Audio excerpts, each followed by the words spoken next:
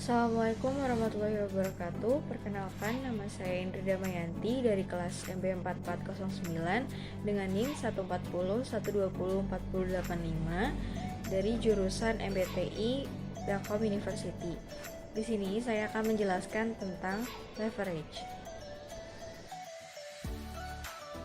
Leverage adalah penggunaan aset dan sumber dana oleh perusahaan yang memiliki biaya beban tetap untuk mengingatkan keuntungan pemegang saham.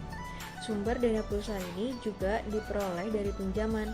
Di samping itu, sumber dana pinjaman juga memiliki bunga yang berfungsi sebagai beban tetap. Leverage sebuah perusahaan itu dilihat dari laporan laba ruginya atau income statement. Leverage merupakan hal yang mengacu pada efek biaya tetap terhadap pengembalian yang diperoleh pemegang saham. Leverage dibagi menjadi tiga. Yang pertama itu ada operating leverage, yang kedua ada financial leverage, dan yang ketiga ada total atau combined leverage. Yang pertama ada operating leverage, yang dihasilkan dari biaya operasi yang tetap dan tidak bervariasi. Tidak ada variasi pada tingkat penjualan perusahaan. Yang termasuk operating leverage ini ada sales revenue, cost of goods sold, gross profit, dan operating expense. Yang kedua ada financial leverage, yang merupakan leverage keuangan yang dihasilkan dari penggunaan sumber pembiayaan perusahaan yang membutuhkan tingkat pengembalian yang tetap. Yang termasuk dari financial leverage ini ada EBIT, interest, net profit before tax, ada net profit after tax, ada preferred stock dividend, ada earning available for common stock, sama earning per share. Yang ketiga atau yang terakhir ada total atau combined leverage, yang merupakan gabungan dari operating leverage dan financial leverage.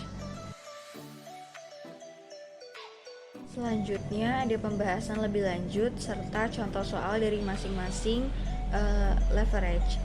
Yang pertama ada operating leverage.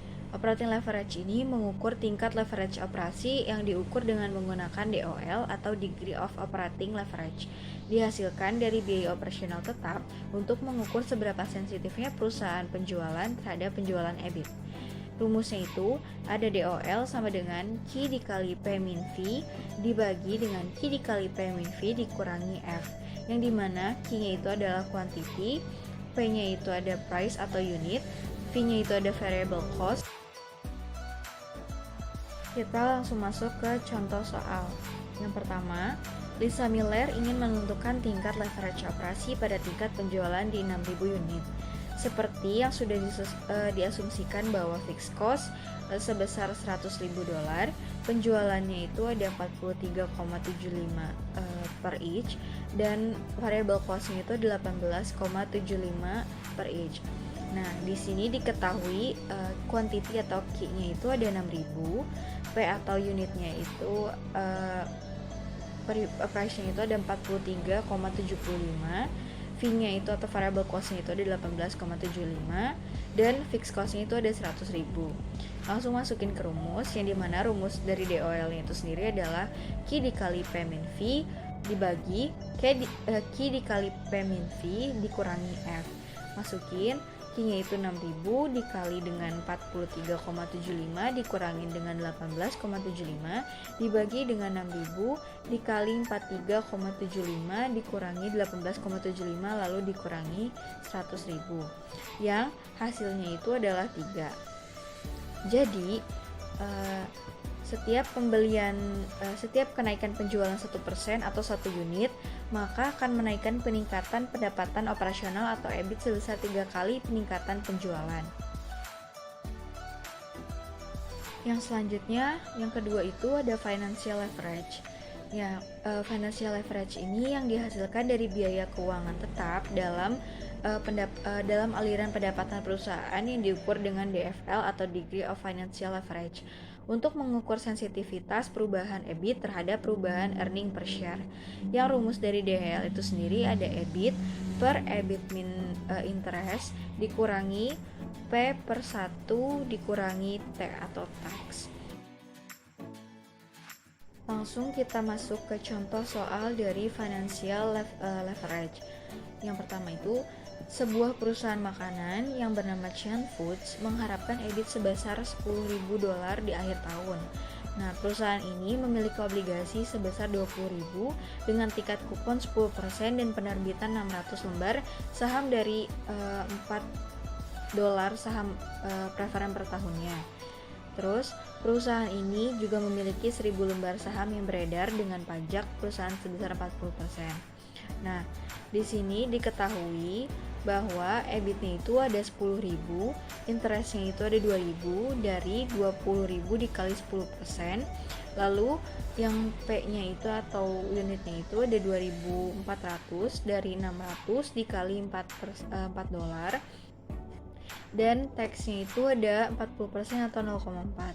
Langsung masukin ke rumus, yang dimana rumus DFL itu sendiri ada EBIT dibagi dengan EBIT dikurangin interest dikurangi P dibagi 1 dikurangi tax.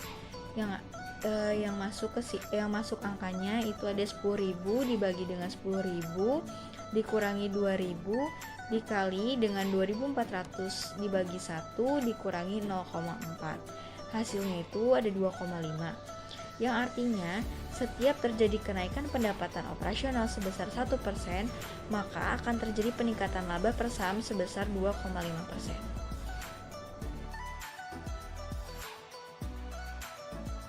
Selanjutnya yang terakhir itu ada combine atau total leverage, yang dimana setiap perubahan kecil yang terjadi pada penjualan akan mengakibatkan juga pada laba per sahamnya, yang dapat diukur dengan DCL atau DTL.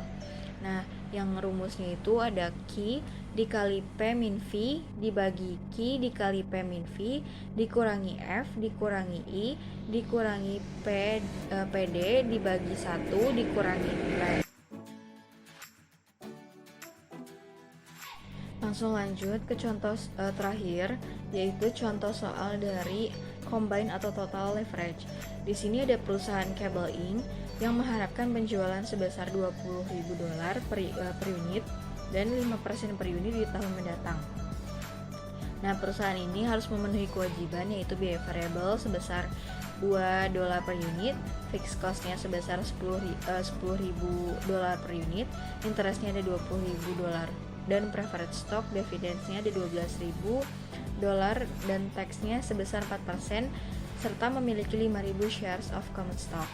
Nah, di sini diketahui bahwa QS-nya itu ada 20.000, P-nya ada 5, V-nya ada 2, F-nya ada 10.000, I-nya ada 20.000, PD-nya ada 12.000 dan T-nya ada 0,4 atau 4%. Nah, kita di sini langsung masukin ke rumus, yang dimana rumusnya itu ada QX dikali P min V dibagi dengan QX dikali dengan P min V dikurangi F dikurangi I lalu dikurangi dengan PD per 1 dikurangi dengan tax. Di sini ada 20.000 dikali dengan 5 dikurang 2 dibagi dengan 20.000 dikali 5 dikurang 2 dikurang 10.000 dikurang 20.000 dikali dengan 12.000 dikurang 1 dikurangi 0,4 yang hasilnya itu 6. Jadi jika DCL-nya atau DTL-nya bernilai 6, maka setiap terjadinya peningkatan penjual sebesar 1%, maka akan meningkatkan laba per sahamnya itu sebesar 6%.